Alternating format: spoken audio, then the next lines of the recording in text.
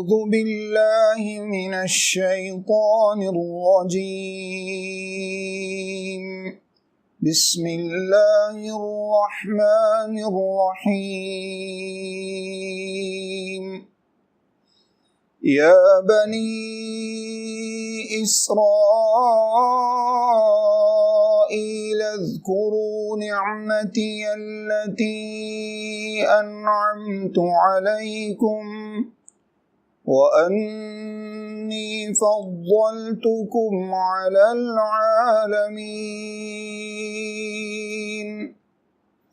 واتقوا يوما لا تجزي نفس عن نفس شيئا ولا يقبل منها شفاعة ولا يؤخذ منها عدل ولا هم ينصرون وإذ نجيناكم من آل فرعون يسومونكم سوء العذاب يذبحون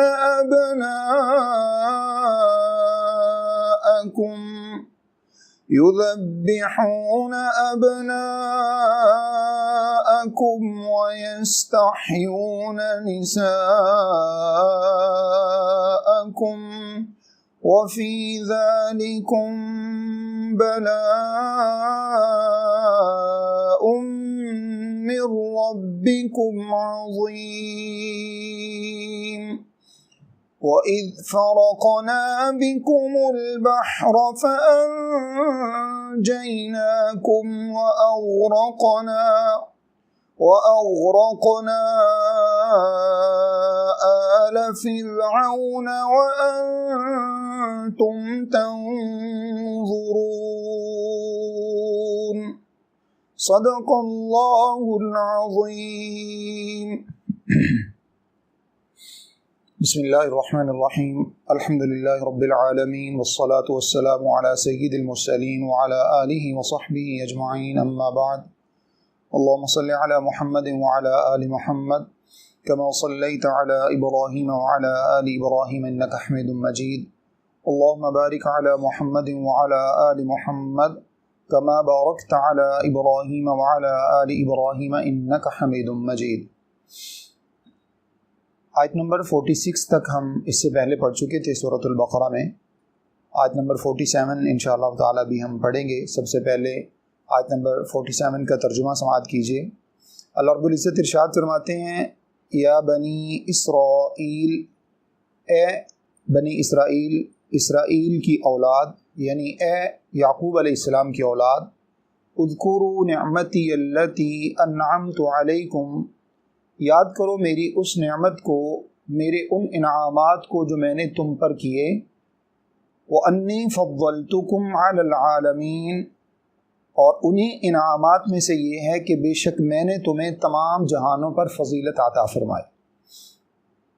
اس سے پچھلے رکوع میں بھی ہم نے اللہ رب العزت نے بیان فرمایا تو ہم نے کچھ بنی اسرائیل کے اوپر کیے جانے والے انعامات کا تذکرہ پڑھا تھا، اور اس والے رکوع میں خاص طور پر 47 آیت کے بعد سے لے کر تقریباً جو ہے وہ آیت نمبر 57 بلکہ اس کے بعد کے رکوع میں بھی جزوی طور پر اللہ رب العزت نے کافی تفصیل سے ان انعامات کا تذکرہ فرمایا ہے جو اللہ رب العزت نے بنی اسرائیل پر فرمایا. اب ہمیں جو بنیادی بات یہاں سے سمجھنی ہے، اس کی تفصیل میں ڈیٹیلز میں جانے سے پہلے میں آپ کے سامنے وہ نقطہ بیان کر دوں. بنیادی بات جو ہمیں سمجھنی ہے وہ یہ کہ اللہ رب العزت کی طرف سے کسی قوم یا کسی امت کے لیے انعامات کا ہونا یہ اللہ تعالیٰ کے ہاں کامیابی کی دلیل نہیں ہے. اللہ تعالیٰ اپنی نعمتیں فرماتے ہیں جیسے پہلے بنی اسرائیل پر فرمائیں، اور اس کے بعد یہ انعام یقینی طور پر اب امت محمد صلی اللہ علیہ وسلم کے لیے ہیں. لیکن یہ دونوں چیزیں اللہ کی طرف سے نعمت کا مل جانا کامیابی نہیں ہے، بلکہ اس نعمت کی قدر کرتے ہوئے اللہ تعالیٰ کے ان احسانات کا شکر بجا لاتے ہوئے اپنے آپ کو ان انعامات کا مستحق قرار دلانا، اور پھر اللہ رب العزت کے آخری قائم کردہ امتحان میں کامیاب ہونا، یہ اصل میں کامیابی ہے. جیسے اللہ رب العزت نے قرآن مجید میں ارشاد فرمایا سورہ آل عمران میں 4 پارے میں، فمن زحزح عن النار وادخل الجنۃ فقد فاز، جس کو جہنم کی آگ سے بچا لیا گیا اور جنت میں داخل کرنے کا سرٹیفکیٹ دے دیا گیا تو اصل کامیابی یہ ہے۔ تو اس وجہ سے انعامات مل جانا کامیابی نہیں ہے، بلکہ انعامات ملنے کے بعد اللہ تعالیٰ کی عبادت پر قائم رہنا اور اپنے آپ کو اللہ کے قائم کردہ آخری امتحان یعنی قیامت والے دن اپنے آپ کو کامیاب کرنے کی کوشش کرنا، یہ اصل کامیابی ہے۔ تو اب جو آیت کریمہ میں نے آپ کے سامنے تلاوت کی، اللہ نے بنی اسرائیل کے اوپر، بنی اسرائیل یعقوب علیہ السلام کی اولاد کو کہا جاتا ہے، اللہ رب العزت نے بہت سے انبیاء علیہم صلوات اللہ وسلام ان کو بنی اسرائیل میں سے بھیجا، یعقوب علیہ السلام کی اولاد میں سے بھیجا۔ جیسے سب سے پہلے ان کے 12 بیٹے تھے، ان کا پہلے ہم تفصیل سے تذکرہ کر چکے ہیں، موسیٰ علیہ السلام، ہارون علیہ السلام، شعیب علیہ السلام، یہ تمام انبیاء بنی اسرائیل میں سے آتے رہے۔ تو اللہ رب العزت نے ان کو مخاطب کر کے بحیثیت قوم ان کو مخاطب کر کے یہ بات ارشاد فرمائی، یہ سب لوگ بنی اسرائیل کہلاتے ہیں۔ فرمایا کہ میرے ان انعامات کو یاد کرو جو میں نے تمہارے اوپر انعامات کیے۔ آگے اس کی ڈیٹیلز آ رہی ہیں۔ اس آیت میں اللہ رب العزت نے ایک انعام کا تذکرہ کیا ہے اور وہ ہے وَأَنِّي فَضَّلْتُكُمْ عَلَى الْعَالَمِينَ، میں نے تمہیں تمام جہانوں کے اوپر فضیلت عطا فرمائی، تمہیں برتری عطا فرمائی، تمہیں سب قوموں سے میں نے بلند کیا۔ سب قوموں سے اللہ رب العزت نے بنی اسرائیل کو بلند کیا، یہ اعزاز اللہ رب العزت نے بنی اسرائیل کو عطا فرمایا۔ لیکن بنی اسرائیل اپنے آپ کو اس اعزاز کا صحیح معنی میں مستحق نہیں قرار دے سکے، اس اعزاز کو برقرار نہیں رکھ سکے۔ آگے ہم تفصیل میں پڑھیں گے بھی۔ ہر موقع پر ان لوگوں نے اللہ رب العزت کی نافرمانی کی، ہر موقع پر اللہ رب العزت کے احکام کو بجا لانے سے انکار کیا، جس کے نتیجے میں اللہ رب العزت نے یہ اعزاز ان سے چھین لیا، یہ اعزاز ان سے واپس کر لیا۔ اور اس کے بعد اللہ رب العزت نے سورہ آل عمران ہی کی آیت ہے جس میں اللہ نے فرمایا کنتم خیر امۃ اخرجت للناس تأمرون بالمعروف وتنہون عن المنکر۔ اب یہ اعزاز اللہ رب العزت نے امت محمد صلی اللہ علیہ وسلم کو عطا فرما دیا، فرمایا تم سب سے بہترین امت ہو۔ یہ اعزاز ان لوگوں کے پاس تھا، ان کے پاس سے یہ اعزاز کیوں واپس ہوا؟ ان اسباب کو ہمیں جاننے کی ضرورت ہے اور اپنے آپ کو ان اسباب سے بچانے کی ضرورت ہے۔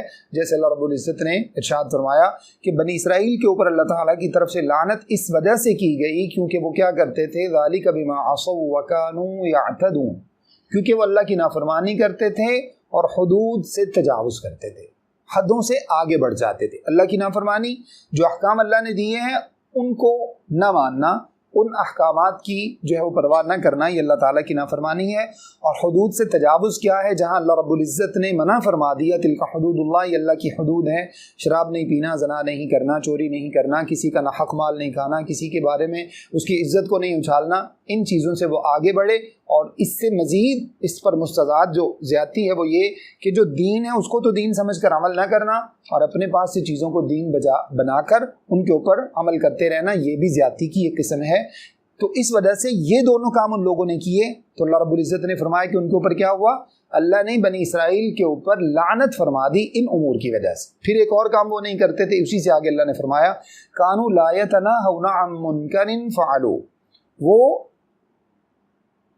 برائی سے منع نہیں کرتے تھے اور نیکی کا حکم نہیں دیتے تھے۔ کانوا لا يتناهون عن منکر فعلوا لبئس ما كانوا يفعلون، جو کوئی برائی کر رہا ہوتا اس کو کرنے دیتے اور کیا کہتے تھے؟ جیسے آج کل ہم کہتے ہیں جہاں کوئی لگا رہنے دیجئے، آپ کا کیا جاتا ہے، آپ کو کیا فرق پڑتا ہے، آپ کسی کی پرائیویٹ زندگی میں کیوں دخل دیتے ہیں؟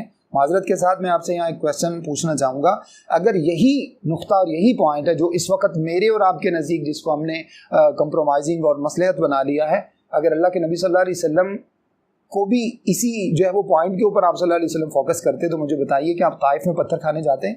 ان لوگوں کی پرائیویٹ لائف نہیں تھی جس کو اللہ کے رسول صلی اللہ علیہ وسلم نے جا کر ان کو بولا کہ یہ سب چھوڑو۔ اہل مکہ کو اللہ کے نبی صلی اللہ علیہ وسلم جا کر ارشاد فرماتے، ان کے جو ہے وہ بازاروں میں جا کر ان کو دعوت دیتے، ان کی مارکیٹس میں جا کر دعوت دیتے، پبلک پوائنٹس پر جا کر دعوت دیتے۔ کیا ان کی ساری جو ہے وہ پرائیویٹ لائف نہیں تھی یہ سب؟ اس وقت ہم سے بھی یہی تقاضا ہے۔ اللہ نے فرمایا تمہارے پاس یہ اعزاز جو اللہ نے دیا ہے بنی اسرائیل سے لے لیا، تمہیں دیا ہے، کس وجہ سے؟ خیر امۃ اخرجت للناس، اس وجہ سے تمہیں سب سے بہترین امت بنایا گیا ہے، تأمرون بالمعروف وتنہون عن المنکر، تاکہ تم لوگوں کو نیکی کا حکم دو، لوگوں کو برائی سے منع کرو، اگر کوئی شرک کرتا ہے اس کو روکو، کوئی بدعت کرتا ہے اس کو روکو، کوئی اللہ کی نافرمانی کا کام کرتا ہے اس کو روکو، کوئی غلط کام کرتا ہے۔ اس کی مثال یوں سمجھ لیجئے، اگر میرے اور آپ کے سامنے ایک نابینا آدمی جو آنکھیں بند کیے ہوئے جا رہا ہے اور سامنے کوئی گڑھا ہے، وہ اگر اس گڑھے میں گرنے والا ہے تو کیا ہم کہیں گے جہاں کوئی لگا ہے اس کو لگا رہنے دیجئے؟ نتیجہ کیا نکلے گا؟ اسی طرح سے یہ بات ہمیں سمجھ لینی چاہیے، یہی جو میں نے آپ کے سامنے آیت تلاوت کی آل عمران کی 4 پارے کی، اسی میں اللہ رب العزت نے فرمایا بطور نعمت کے اللہ نے اس بات کا تذکرہ کیا ہے، اس وقت کو یاد کرو جب تم آگ کے گڑھے کے کنارے پر پہنچ چکے تھے، فانقذکم، اللہ رب العزت نے تمہیں وہاں سے بچایا۔ اور آگ کے گڑھے کے کنارے پر انسان کیسے پہنچتا ہے؟ اللہ کی نافرمانی کر کے۔ اب اگر اس شخص کو ہم گرنے دیتے ہیں تو نتیجہ کیا نکلے گا؟ اس کی موت کی صورت میں یا اس کے زخمی ہو جانے کی صورت میں۔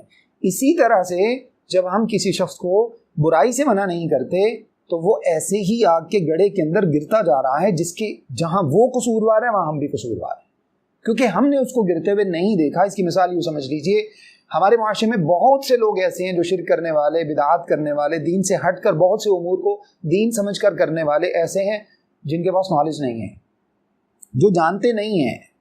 میرے آپ کے محلے میں رہتے ہیں، میرے آپ کے وہ ہمارے نیبرز میں رہتے ہیں، ہمارے آفس میں رہتے ہیں، ہر جگہ پر، اور اس طرح کی بہت سی خرافات وہ ہر مہینے کے اندر کرتے ہیں۔ ہم دیکھ بھی رہے ہیں، ہم سمجھ بھی رہے ہیں کہ یہ سب کچھ درست نہیں ہے، یہ دین نہیں ہے جس کو دین سمجھ کے کیا جا رہا ہے، لیکن ہم کیوں نہیں منع کرتے؟ وہ برا نہ مان جائیں، ان کو برا نہ لگے، یا ان کی پرائیویٹ لائف میں کہیں دخل اندازی نہ ہو جائے، اس وجہ سے ہم ان کو منع نہیں کرتے۔ تو نتیجہ یہ نکلتا ہے کہ کانوا لا یتناہون عن منکر، اللہ نے بنی اسرائیل کے اوپر لعنت اس وجہ سے فرمائی کیونکہ وہ بھی برائی سے منع نہیں کرتے تھے۔ مفسرین نے یہاں تک لکھا ہے کہ نہ صرف برائی سے منع نہیں کرتے تھے، بلکہ اگر ان میں سے کوئی برائی کا مرتکب ہوتا تو اس کے ساتھ بے فکر ہو کر اٹھتے بیٹھتے، اس کے ساتھ کھاتے پیتے، اس کے ساتھ شب و روز گزارتے، اور ان کو اس بات کی کوئی پرواہ نہیں ہوتی تھی کہ یہ شخص اللہ کا نافرمان ہے۔ اس کا معنی یہ ہے گناہ گار سے نفرت نہیں، کم از کم اس کے گناہ سے اس کو احساس ضرور دلایا جائے کہ تم اللہ کی نافرمانی کرتے ہو، اس کو یہ احساس ہو کہ ایک نیک آدمی، ایک اللہ رب العزت کا جو ہے وہ مطلب اللہ تعالیٰ کے احکام کی فرما برداری کرنے والا آدمی مجھ سے اس وجہ سے تھوڑا سا کترا کر گزرتا ہے کیونکہ میں گناہ کرتا ہوں، اور اس کو احساس پیدا ہو کہ مجھ سے لوگ کس وجہ سے کتراتے ہیں، تو کم از کم گناہ گار سے نفرت نہیں کی جائے، اس کو اصلاح اس کی جائے، اس کو اچھے طریقے سے اللہ کا پیغام پہنچایا جائے، لیکن اس کو یہ ضرور باور کروایا جائے کہ جو تم عمل کرتے ہو یہ تمہارا عمل درست نہیں ہے، یہ اچھا نہیں ہے، اور کوئی بھی اللہ رب العزت کا فرما بردار آدمی اس عمل کو نہیں کر سکتا۔ تو اس وجہ سے جب ہم اپنے آپ کو ان چیزوں سے بچائیں گے تو ہم اپنے آپ کو صحیح معنی میں اس اعزاز کا حقدار رکھ پائیں گے، ورنہ جیسے اللہ نے ان سے چھین لیا ایسے اللہ ہم سے بھی چھین لیں گے۔ اللہ رب العزت کو اس بات کی کوئی پرواہ نہیں ہے، تو اس وجہ سے ہمیں اس کو برقرار رکھنے کے لیے ضروری ہے کہ ہم ان امور سے اپنے آپ کو بچائیں جو امور بنی اسرائیل والے کیا کرتے تھے۔ اس کے بعد اگلی آیت دیکھیے، اللہ نے فرمایا وَاتَّقُوا يَوْمًا لَا تَجْزِي نَفْسٌ عَن نَفْسٍ شَيْئًا، اور ڈرو اس دن سے جس دن کوئی جان کسی کو ایک ذرے کے برابر بھی کفایت نہیں کر سکے گی، کوئی کسی کے کام نہیں آ سکے گا۔ وَلَا يُقْبَلُ مِنْهَا شَفَاعَةٌ، نہ کسی سے اس دن کوئی سفارش قبول کی جائے گی۔ وَلَا يُؤْخَذُ مِنْهَا عَدْلٌ، نہ اس دن کسی سے کوئی جو ہے وہ اس کے بدلے میں کوئی رقم قبول کی جائے گی۔ عدل کا معنی جیسے پرانی اردو زبان میں ہم اس کا ترجمہ کرتے ہیں، اس سے کوئی چٹی قبول نہیں کی جائے گی، کوئی رشوت نہیں لی جائے گی، اس سے اس کا کوئی بدل نہیں لیا جائے گا۔ مطلب یہ کہ اس کو اپنے آپ کو وہ کچھ پیسے دے کر اپنے آپ کو جیسے بچا لیتا ہے، جیسے آج کل دنیا کے اندر ہوتا ہے، لوگ جو ہے وہ کچھ دے دلا کے اپنی جان چھڑوا لیتے ہیں اور اپنے لیے ناجائز کاموں کو بھی اپنے لیے جائز کروا لیتے ہیں۔ اللہ فرماتے ہیں یہ سب کچھ وہاں نہیں چل سکے گا۔ وَلَا هُمْ يُنصَرُونَ، اور اللہ فرماتے ہیں اس وقت کسی کی بھی مدد نہیں کی جائے گی، صرف اسی کی مدد ہوگی جو اللہ رب العزت کی دنیا کے اندر رہتے ہوئے فرما برداری کرتا ہوگا۔ تو اللہ رب العزت نے یہاں پر بظاہر بنی اسرائیل کو اور عمومی طور پر تمام لوگوں کو اللہ رب العزت نے اس بات کا حکم دیا کہ اس دن سے اپنے آپ کو بچا لو، اس دن سے ڈر جاؤ جس دن کوئی سورسز کام نہیں آئیں گے، جس دن روپیہ پیسہ دے کر کچھ دے دلا کر دنیا کے اندر لوگ کیا کرتے ہیں، اگر کسی کا کوئی کام نہیں ہو رہا تو سب سے پہلے کیا کیا جاتا ہے، سورسز تلاش کیے جاتے ہیں۔ کوئی اچھا سورس مل جاتا ہے ہم اس سے کیا ہے کہ اپنی سفارش کروا لیتے ہیں۔ اللہ فرماتے ہیں بھول جائیے قیامت والے دن کسی کا کوئی سورس وہاں پر کام نہیں آئے گا، کوئی سفارش نہیں چلے گی۔ اور اسی طرح سے دوسرا طریقہ دنیا کے اندر کیا رائج ہے، اگر کسی کا کام رکا ہوا ہے تو جناب اس کی فائل کو پہیے لگا دیتے ہیں۔ یہ ہمارے ہاں ایک ٹرم بن گئی ہے نا، टर्म बन गई है, जिसका कोई काम रुका हुआ है उसकी फाइल को पहिए लगा दिए जाएं। पहिए कैसे लगाए जाते हैं जनाब? कायदे आज़म की रिस्पेक्ट की जाती है और फाइल को पहिए लगा दिए जाते हैं। बिलीव कर लीजिए कायदे आज़म तो कायदे आज़म, वहाँ हिटलर की भी कोई कदर नहीं होगी, वहाँ डॉलर को भी कोई नहीं पूछेगा। अल्लाह ने फरमाया कोई भी किसी से एक जर्रे के बराबर भी कुछ कबूल नहीं किया जाएगा, जो जिसने किया होगा उसी का बदला उसके सामने रखा जाएगा। उसके बाद फरमाया वहाँ पर किसी की मदद नहीं की जाएगी। अब यहाँ पर सिफारिश के हवाले से एक बात समझ लीजिए, हदीस में मौजूद है, कुरान पाक में भी मौजूद है, अल्लाह के नबी सल्लल्लाहु अलैहि वसल्लम वहाँ पर सिफारिश फरमाएंगे। जैसे अल्लाह ने फरमाया कि वहाँ पर कोई सिफारिश नहीं कर सकेगा इल्ला मिन बादी इज़्नि, अल्लाह ताला की इजाज़त के बाद सिफारिश मुमकिन होगी। लेकिन ये सिफारिश होगी किस तरह की, सिफारिश के हवाले से मैं एक इश्काल आपके सामने जो है ना, वो जो इस वक्त हमारे लोगों के अंदर पैदा हो गया, वो आपके सामने उसकी मैं उसको मैं मतलब डिटेल्स बयान करना चाहता हूँ, ताकि हमारे ज़हनों से वो इश्काल और वो शक व शुबा निकल जाए जो हम सिफारिश पे तकिया करके बैठे हैं। रसूल अकरम सल्लल्लाहु अलैहि वसल्लम, दीगर अंबिया अलैहिम सलावतुल्लाहि व सलामु, अल्लाह के वो नेक बंदे जिनको अल्लाह रब्बुल इज़्ज़त इजाज़त फरमाएंगे। हदीस में मौजूद है रमज़ान को भी इजाज़त मिलेगी, रमज़ान मुबारक को रमज़ान सिफारिश करेगा, कुरान मजीद भी सिफारिश करेगा। इन सब की सिफारिश अल्लाह के यहाँ कबूल की जाएगी कब? सबसे पहले जब अल्लाह इजाज़त देंगे तब। फिर किसके बारे में? जिसके बारे में अल्लाह इजाज़त देंगे उसके बारे में। अब यहाँ से समझ लीजिए असल मामला क्या है, जिसको अल्लाह माफ़ कर फरमाना चाहेंगे बस उसी की माफ़ी होगी।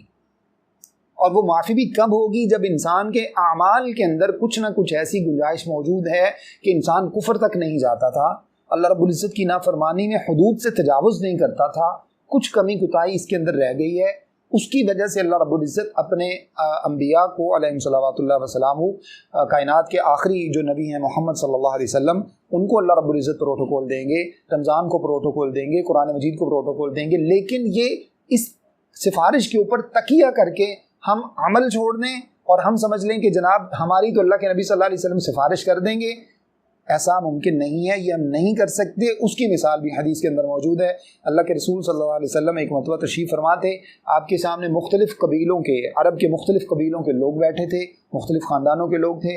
अल्लाह के नबी सल्लल्लाहु अलैहि वसल्लम ने उन सब को बाई नेम मुखातिब कर करके ये बात इरशाद फरमाया कि बनु हाशिम के लोगों, जो कुछ मेरे माल में से चाहिए ले लो, ला उगनी अनकुम मिन अल्लाहि शैया औ कमा क़ाल अलैहि सलाम, क़यामत वाले दिन मुझसे एक ज़र्रे की तवक्को न रखना, मैं तुम्हारे काम नहीं आ सकूँगा। इससे भी आगे बढ़िए, अल्लाह के नबी सल्लल्लाहु अलैहि वसल्लम की चहीती बेटी फ़ातिमा रज़ी अल्लाह तआला अन्हा, ख़ातून जन्नत जो हैं, उनको अल्लाह रब्बुल इज़्ज़त, अल्लाह के नबी सल्लल्लाहु अलैहि वसल्लम ने मुखातिब करके इरशाद फरमाया। हदीस के अल्फाज हैं, या फ़ातिमा सलीनी मा शि'ति मिन माली, ए फ़ातिमा मेरे माल में से जो चाहिए ले लो, ला उगनी अन्की मिन अल्लाहि शैया कमा क़ाल अलैहि सलातु वस्सलाम, क़यामत वाले दिन एक ज़र्रे के बराबर मुझसे कोई उम्मीद न रखना, मैं तुम्हारे काम नहीं आ सकूँगा।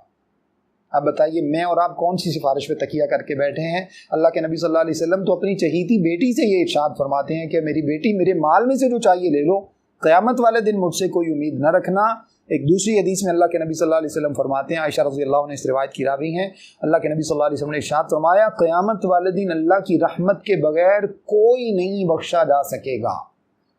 आयशा रज़ी अल्लाह अन्हा ने अर्ज़ किया, अल्लाह के रसूल आप भी? फरमाया मैं भी अगर अल्लाह की रहमत ना हुई तो नहीं बख्शा जा सकूँगा। अब यहाँ से अंदाज़ा लगा लीजिए अल्लाह की रहमत की उम्मीद हम कब रख सकते हैं?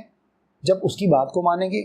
जब उसकी बात को ही नहीं माना, सारी ज़िंदगी उसकी नाफरमानी की, और हर वक्त जो है ना वो फिर नाफरमानी करने के बाद अपने आप को इस बात पर मुतमईन कर लिया कि नहीं अल्लाह के नबी सिफारिश कर देंगे, तो याद रखिए अल्लाह के नबी सल्लल्लाहु अलैहि वसल्लम हमारे जैसे लोगों की, जो हम गुनाह के ऊपर जुर्रतमंदी दिखाते हैं, हमारे जैसे लोगों के लिए सिफारिश नहीं होगी। सिफारिश उनके लिए होगी जो सारी ज़िंदगी गुनाहों से बचने की कोशिश करते हैं, नेकी करने की कोशिश करते हैं, फिर भी कहीं पर कोई कमी रह जाती है तो अल्लाह रब्बुल इज़्ज़त चाहेंगे तो इनके बारे में अपने नबी अलैहिस्सलातु वस्सलाम या जिनको अल्लाह इजाज़त देंगे उनके ज़रिए अल्लाह रब्बुल इज़्ज़त सिफारिश करवाएंगे। लेकिन ये सिफारिश हर किसी के लिए नहीं होगी, ये इज़्ने आम नहीं होगा कि जितने भी जहन्नमी रह गए हैं सबके लिए सिफारिश कर दो, ऐसा नहीं है। वरना फिर कुरान मजीद की कोई ज़रूरत नहीं थी, सिफारिश ही हो जाती तो काफ़ी था।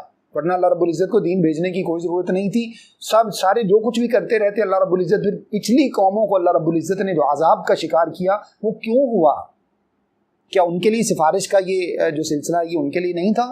उनके लिए भी इसी तरह से मामला है। जब अल्लाह ने उनको दीन दिया तो इसका मतलब है कि उनको अमल करना था, उन्होंने नहीं किया तो अल्लाह ने दुनिया में भी अज़ाब, उन लोगों को अज़ाब का शिकार किया, اور قیامت میں بھی بہت سے لوگوں کے بارے میں اللہ رب العزت نے خاص طور پر جو کفار ہیں اور جنہوں نے اسلام کو قبول نہیں کیا ان کے بارے میں اللہ نے کلیئر فرما دیا ہے کہ وہ لوگ قیامت والے دن بخشے نہیں جا سکیں گے.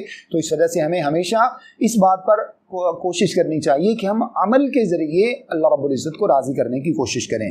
اگلی آیت دیکھیے وَإِذْ نَجَّيْنَاكُم مِّنْ آلِ فِرْعَوْنَ يَسُومُونَكُم. انہی انعامات میں سے اللہ رب العزت نے ایک اور انعام کا تذکرہ کیا ہے جو بنی اسرائیل کے اوپر فرمایا یاد کرو اس وقت کو. اس کا معنی لفظی معنی ہوتا ہے جب, اور عموماً اس سے مراد یہ ہوتا ہے کہ اس وقت کو یاد کرو جب یہ ہوا تھا. نجیناکم ہم نے تمہیں نجات دی تھی, من آل فرعون فرعون اور اس کی قوم سے, یسومونکم سوء العذاب وہ کیا کرتے تھے تمہیں بہت ہی بری طرح سے عذاب کا شکار کرتے تھے, بہت بری طرح سے تمہیں تکلیف دیتے تھے. وہ تکلیف کیا تھی؟ یذبحون ابناءکم ذبح کر دیتے تھے تمہارے بچوں کو, تمہارے بیٹوں کو, وَيَسْتَحْيُونَ نِسَاءَكُمْ اور وہ زندہ چھوڑ دیتے تھے تمہاری بیٹیوں کو.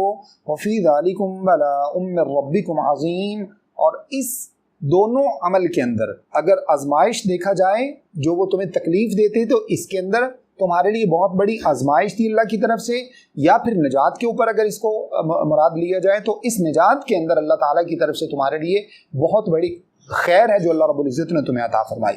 اب اس آیت کو سمجھیے, اللہ نے سب سے پہلے بنی اسرائیل کو مخاطب کر کے ارشاد فرمایا ہے یہ سارے انعامات اللہ رب العزت بنی اسرائیل کو کیوں یاد کروا رہے ہیں؟ اس لیے کہ دیکھو تمہیں اتنا پروٹوکول دیا تھا لیکن تم نے اللہ رب العزت کی بات کو نہیں مانا, اس وجہ سے تمہیں اللہ رب العزت نے اس سزا سے محروم کر دیا ہے. اور ہمیں کیوں بتایا جا رہا ہے؟ دیکھو ان کو اتنے انعامات اللہ رب العزت نے دیے, اس سب کے باوجود جب انہوں نے نافرمانیوں پر نافرمانیاں کی تو اللہ نے سارے انعامات ان سے چھین لیے, سارے اعزاز ان سے چھین لیے. اللہ رب العزت کے جہاں پر وہ محبوب لوگ تھے وہاں پر وہ مغضوب لوگ ہو گئے. جیسے سورہ فاتحہ کے اندر اللہ نے ذکر کیا ہے نا, غیر المغضوب علیہم, جہاں وہ اللہ کے محبوب تھے وہ اللہ کے مغضوب یعنی وہ ہو گئے جن پر اللہ کا غضب نازل ہوا. ایسے ہو گئے کس وجہ سے؟ اللہ کی نافرمانیوں کی وجہ سے. تو ہمیں یہاں پر یہ سبق دیا گیا ہے کہ یہ انعامات ہم نے ان کے اوپر اتنے انعامات کیے لیکن انہوں نے اللہ کی پرواہ نہیں کی, اللہ کی نافرمانی ہی کرتے رہے تو اللہ رب العزت نے ان سے ان انعامات کو چھین لیا. اب اس آیت میں اللہ رب العزت نے جس انعام کا تذکرہ کیا وہ کیا؟ فرعونیوں سے ہم نے تمہیں نجات دی. نجات کا تذکرہ ہم آگے جا کر بھی پڑھیں گے. نجات سے مراد خاص طور پر وہ نجات ہے جب اللہ رب العزت نے موسیٰ علیہ السلام کو حکم دیا کہ آپ پوری بنی اسرائیل کو لے کر یہاں سے مصر کو چھوڑ دیجئے, بحیرہ قلزم یعنی ریڈ سی جو ہے وہ اس کو کراس کر جائیے. اللہ رب العزت نے وہاں پر آپ کے لیے رستے کا بندوبست کر دیا ہے, وہاں پہنچیں گے تو رستے کا سلسلہ ہو جائے گا. یعنی ایک امید تھی جس کے اوپر اللہ نے ان کو حکم دیا اور وہ نکل کھڑے ہوئے. تو اللہ رب العزت نے پیچھے جو فرعونی لوگ تھے یہ سب بھی ان کے پیچھے بھاگے لیکن ان کو پکڑ نہ سکے کیونکہ اللہ رب العزت نے موسیٰ علیہ السلام کو حکم دیا کہ آپ اپنے عصا کو ریڈ سی کے کنارے پر ماریے. جب انہوں نے وہاں پر اس کو مارا اپنے عصا کو تو اللہ رب العزت نے وہاں پر رستہ بنا دیا جو خالص اللہ تعالیٰ کی طرف سے ایک معجزہ تھا. وہ سمندر کا مد و جزر نہیں تھا جیسا کہ کچھ لوگ جو ہے وہ عقل پرست لوگ یہ باور کروانے کی کوشش کرتے ہیں. اور پچھلے دنوں میں کسی سے سن رہا تھا, شاید کوئی بتا رہے تھے کہ کسی نے یہ بھی بیان کیا کہ جناب اللہ نے پل بنا دیا تھا. پل معجزہ نہیں ہوتا, پل ایک مطلب ایسی مادی چیز ہے جو ہمیں نظر آتی ہے. معجزہ ہمیشہ اس چیز کو کہا جاتا ہے جو ما فوق الفطرت اسباب کے ذریعے سے ممکن ہو, یعنی میری اور آپ کی لاجک میں جو چیز نہ آ سکے وہ معجزہ کہلاتی ہے. مثال کے طور پر اتنا بڑا قرآن مجید بنا لینا جس کے اندر ساری پچھلی قوموں کے واقعات, ان کی ڈیٹیلز ہیں, ان کو مطلب پارٹیکولرلی ان لوگوں کو کون کون سے عذاب دیے گئے, کون کون سے ان کے اوپر انعامات کیے گئے, یہ سب کچھ کسی بندے کے بس کی بات نہیں ہے. یقیناً اللہ تعالیٰ کی طرف سے معجزہ ہے کہ اللہ رب العزت نے محمد صلی اللہ علیہ وسلم کو یہ چیز عطا فرمائی. عصا کا سانپ بن جانا, بہت بڑا اژدہا بن جانا جو موسیٰ علیہ السلام کو اللہ رب العزت نے عطا فرمایا, یقیناً یہ لاجیکل ممکن نہیں ہے. تو اسی طرح سے جب سمندر کے اوپر کنارے پر وہ پہنچے تو اللہ رب العزت نے وہاں پر حکم دیا کہ فَاضْرِب بِعَصَاكَ الْبَحْرَ, اپنے عصا کو بحر کے کنارے پر ماریے. انہوں نے جیسے ہی اس کو وہاں پر گاڑا, فَانْفَلَقَا, اللہ فرماتے ہیں کہ دونوں پارٹ پانی کے, ایک پارٹ ادھر رک گیا دوسرا ادھر رک گیا, پانی جہاں تھا وہیں پر جامد ہو گیا, بیچ میں سے رستہ بنا اور وہ پوری کی پوری بنی اسرائیل کے لوگ وہاں سے موسیٰ علیہ السلام ان کو لے کر گزر گئے. اللہ نے نجات عطا فرمائی.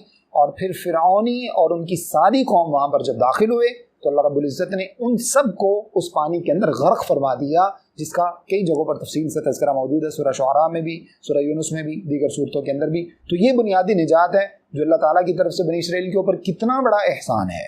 اس کے بعد اللہ نے فرمایا دوسرا ایک عذاب وہ جو تمہیں دیتے تھے، جو تمہیں تکلیف میں ڈالتے تھے، وہ کیا تھا؟ تمہارے بچوں کو ذبح کر دیتے، بیٹوں کو اور بیٹیوں کو زندہ چھوڑ دیتے۔ یہ بھی 2 موقع پر ہوا کس وجہ سے؟